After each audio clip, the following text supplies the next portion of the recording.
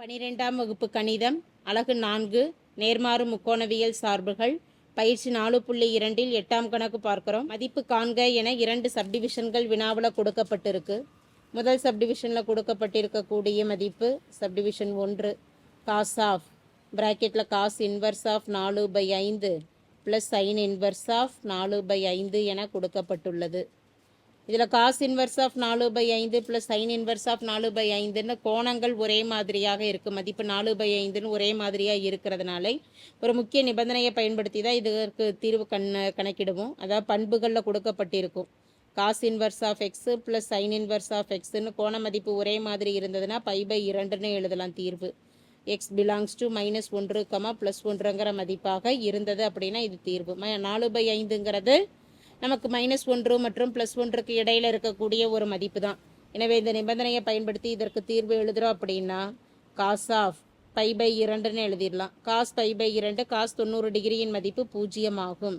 எனவே கொடுக்கப்பட்டிருக்கக்கூடிய சமன்பாட்டின் தீர்வு 0 ஆகும். அடுத்து இரண்டாவது சப்டிவிஷனுக்கு வரோம்.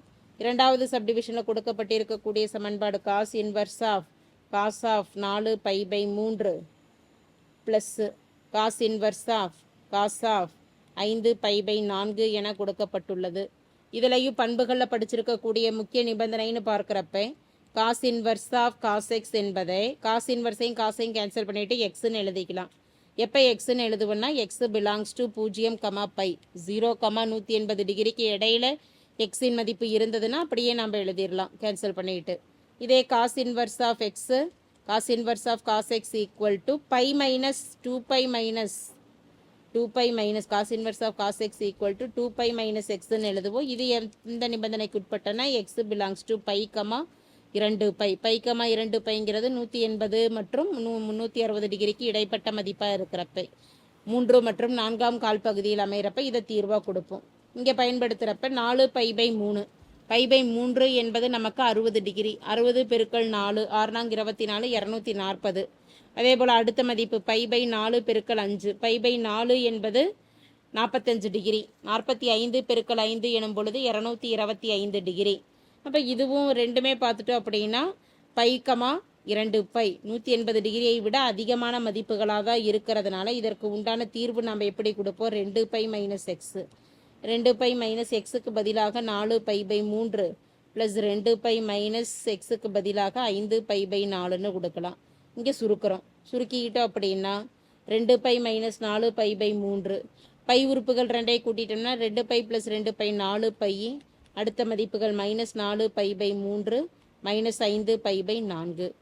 முதல் உறுப்பில் டினாமினேட்டரில் எதுவும் இல்லை அப்படிங்கிறப்ப அங்கே 1 இருக்கிறதா அர்த்தம். 1, 3, 4 ஆகிய 3 உறுப்புகளின் மீசிமாவானது 12. முதல் உறுப்பை 12ஆல் பெருக்கிறோம் அப்படின்னா 4 12 48π. அடுத்த 1 12 கிடைக்கணும்னா 4ஆல் பெருக்கிறோம் 4 16π -3ஆல் பெருக்கிறோம் 3ஆல் பெருக்கிறப்ப 12 3 15π 15π. பாசிட்டிவ் நம்பர் அப்படியே எழுதி 48π. 2 நெகட்டிவ் நம்பரையும் கூட்டிட்டோம்னா 16 + 15 31 -31π / 12. 48 - 31 இரண்டையும் கழிச்சிடறோம். 8 - 1 7 4 - 3 1 17π/12 என்பது நமக்கு தேவையான மதிப்பு ஆகும்.